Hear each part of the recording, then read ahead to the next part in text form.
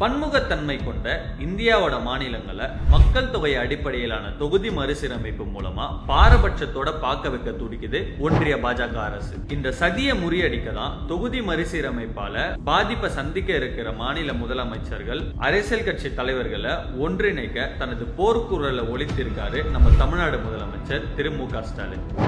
இதோட முன்னெடுப்பா கடந்த மார்ச் 5ஆம் தேதி தமிழ்நாடு அரசியல் கட்சிகள் ஒன்றிணைஞ்சு அனைத்து கட்சி கூட்டம் நடத்தியதோட 1971 மக்கள் தொகை அடிப்படையிலான தொகுதி மறுசீரமைப்பை மேல் 30 வருஷத்துக்கு நீட்டிக்கவும், சமரசமற்ற தொகுதி மறுசீரமைப்பையே எதிர்க்கிறோம் அப்படின்னும் விகிதாச்சார முறையிலான தொகுதி மறுசீரமைப்பை ஏற்க மறுத்து கூட்டு நடவடிக்கை குழு அமைக்க போவதா ஒத்த கருத்துடைய தீர்மானத்தை நிறைவேற்றியிருக்காரு நம்ம முதலமைச்சர் மு.க. ஸ்டாலின். இதன் தொடர்ச்சியா மார்ச் 22 சென்னையில நடக்க இருக்கிற கூட்டு நடவடிக்கை குழு ஆலோசனை கூட்டத்தில் தென்னிந்தியா உள்ளிட்ட மற்ற மாநில முதலமைச்சர்கள், அரசியல் பிரதிநிதிகள், முக்கிய தலைவர்கள் வர இருக்காங்க.